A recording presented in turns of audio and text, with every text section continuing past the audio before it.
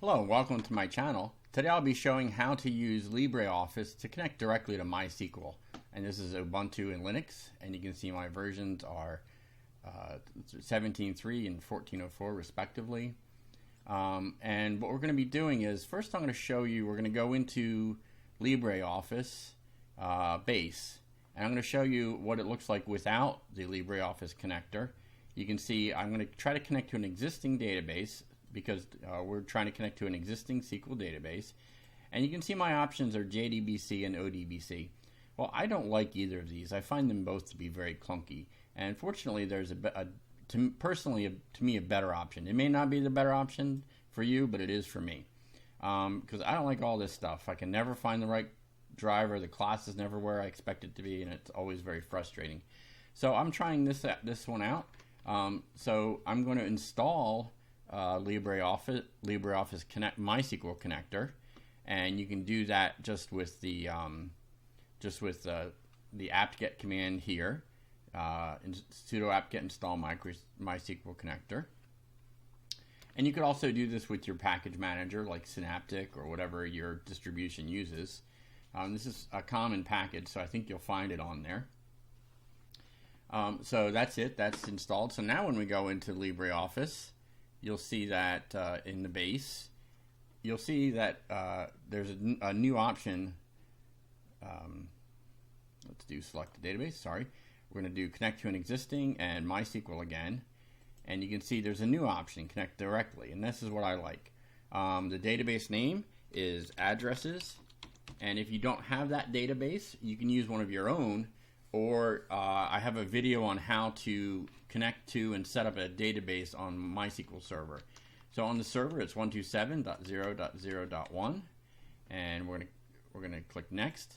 And again, with my previous tutorial, I set up a user called LibreOffice, and it requires a password. So I'm gonna test the connection, and the password from that tutorial was a good password, which that is not.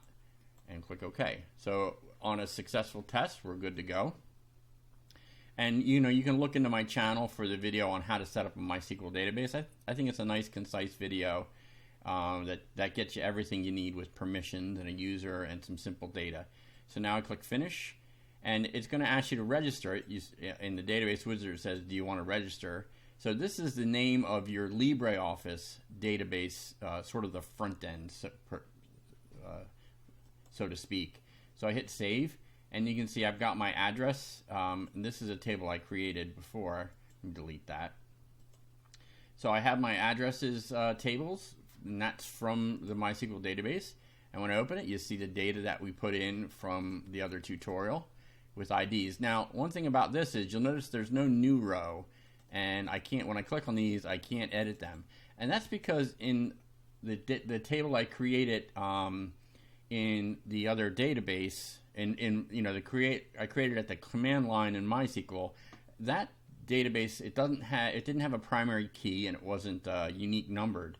So LibreOffice doesn't let you modify those because it's confused about what to do. Fortunately, a better way to do it might be to create a table create a table with a wizard. So if I wanted an address table, there's a great wizard here. And I can do sample tables. I'm gonna pick contacts, and there's a whole list of things I can put in. I'm gonna do city, address. I'll do last name. We'll do postal code, and let's see. We'll do email address, and that's good enough for our purposes. So it lets us select details for each field, like what kind of field it is, whether it's a varchar or. So if we wanted to go postal code and say we wanted to make that a integer, we could do so here. I don't know if that's smart.